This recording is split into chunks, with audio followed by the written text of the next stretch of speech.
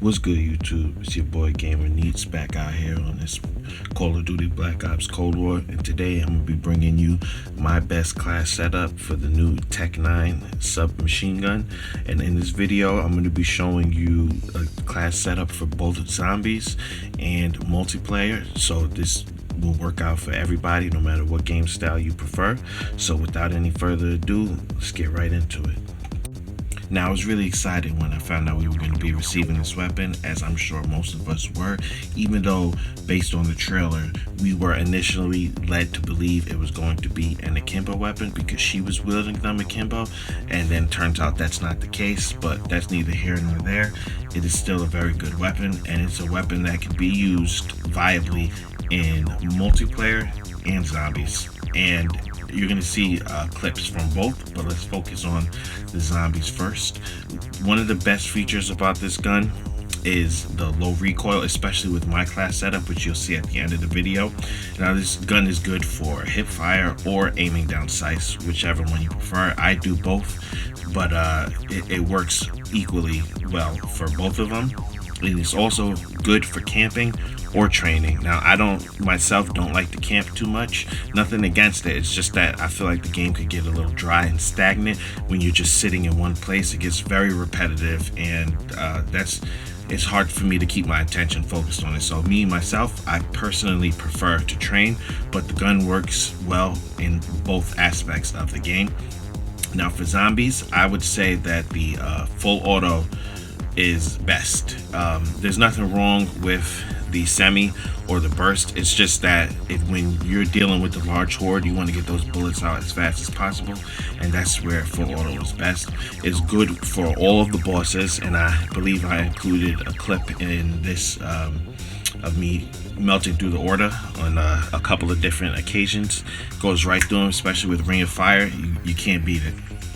But I would say that this gun is probably better for round-based maps than for Outbreak. Now, no one's really going to be picking an SMG probably at the top of their list of guns to go into either mode in, but it is a lot more viable in the round-based maps because the damage that it does, it stays on. If you go into high rounds with Outbreak, by the time you get to like 9 or 10, it's not even pack-a-punched and fully upgraded weapon rarity. It's still not going to do as good as like the Howard would, or even an M16. So you're probably, for Outbreak, you can use this in the lower rounds, but once you start moving up in world tiers and the difficulty keeps going up and up and up, you're probably going to end up switching to another gun. But as far as for the round-based maps, you can use this gun all the way through the health cap at 55, and it's still a viable option. But now I'm going to move on to the multiplayer side of things. Now, with multiplayer, it's just like I said with zombies. One of the best features about this gun is its low recoil, especially if you're using one of the class setups that I'm going to show you in a second. But another thing I like about this gun for multiplayer is you don't need to run an optic attachment. So that means you can allocate that attachment slot to something else, especially if you're somebody like me that runs the wild card perk read and not gunfighter, where you get those additional attachment slots. So when you're running something like perk read, each attachment slot is like gold and it's precious, and you want to get the most out of it. So it's really good that you can easily aim down sights with just the iron sights with this gun. So you don't need that attachment slot to be taken by an optic. Another thing that I like is how fast you can move around the map with this gun. So if you're somebody who's trying to sneak up on someone, or if you're in the middle of a gunfight, you're getting chased around or anything like that, it's so easy to maneuver with this weapon. And for multiplayer, I would say that running the burst or full auto attachment is best.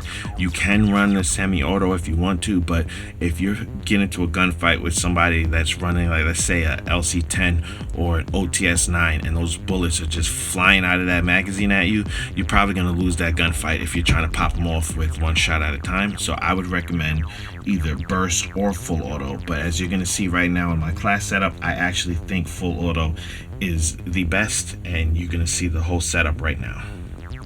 Alright, no optic for multiplayer. The muzzle is the full auto repeater. The barrel is the 8.1 task force. There's no body attachment. The underbarrel is the bruiser grip. The magazine is the salvo 33 round fast mag, and the handle is the airborne elastic wrap. That's my best class setup for multiplayer. And now let's move on to zombies. Alright, for zombies it's a little bit different because you get the additional attachment spots. So first off, for the optic, I'm running Celix Hollow Scout, but you could choose whatever you want. The muzzle is the full auto repeater. And then we have, for the barrel, is the 8.1 task force.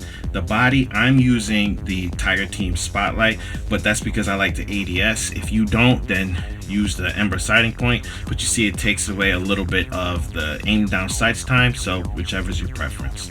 The underbarrel, I'm using the bruiser grip. The magazine is the salvo 33 round fast mag. The handle is the serpent wrap, and for the stock, I'm running the SAS combat stock. So yeah, those are my two best setups for the Tec-9 submachine gun. Give it a try, and if you like it, please drop a like, subscribe, and share. And until next time, this has been your boy Gamer Needs. I'll holla.